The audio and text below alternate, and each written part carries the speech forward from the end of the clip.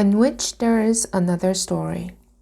Surely I told you about the boots already, child. Well then, of all the hideous devices owned and used by the witch, the most terrible of all are 7-league boots. Now, on their own, the boots are like any bit of magic, neither good nor bad. They only allow the wearer to travel great distances in an instant, doubling the measure of her movements with each successive step. This is what allows her to snatch out children. This is what allows her to wander the world, spreading her malevolence and sorrow. This is what allows her to elude capture. We have no power. Our grief is without remedy. Long ago, you see, before the forest became dangerous, the witch was just a little thing, an ant practically. Her powers were limited. Her knowledge was small. Her ability to work mischief was hardly worth noticing. A child lost in the wood. That was how powerful she was, really.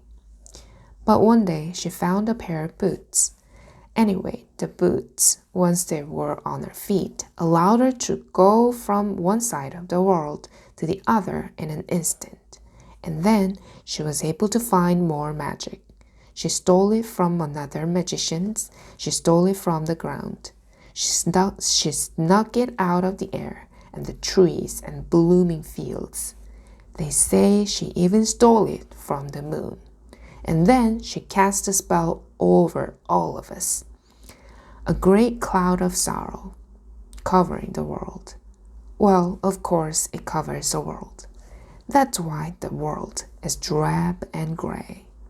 That's why hope is only for the smallest of children. Best you learn that now. In which Luna draws a map. Luna left a note for her grandmother saying that she wanted to go out and collect berries and sketch the sunrise. In all likelihood, her grandmother would still be sleeping when Luna returned.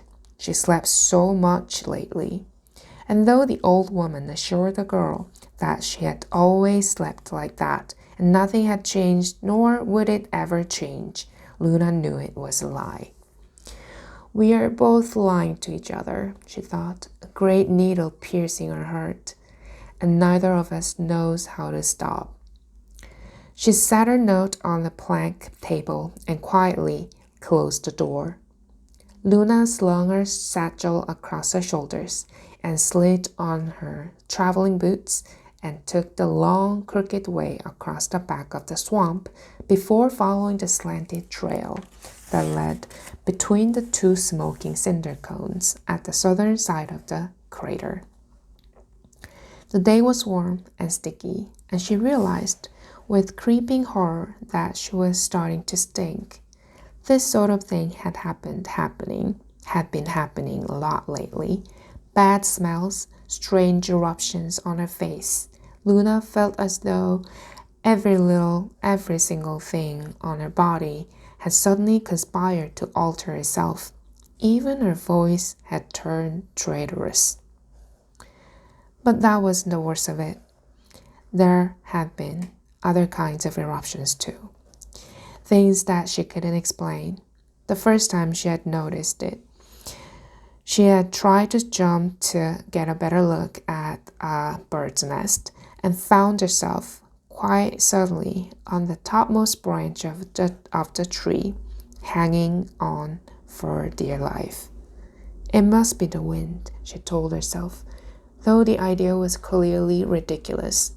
Who had ever heard of a gust of wind propelling a person to the top of a tree? But since Luna really didn't have any other explanation, it must be the wind seemed as good as any.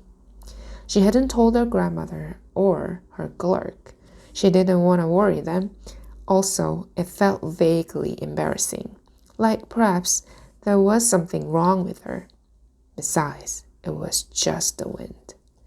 And then, a month later, when Luna and her grandmother were gathering mushrooms in the forest, Luna had noticed yet again how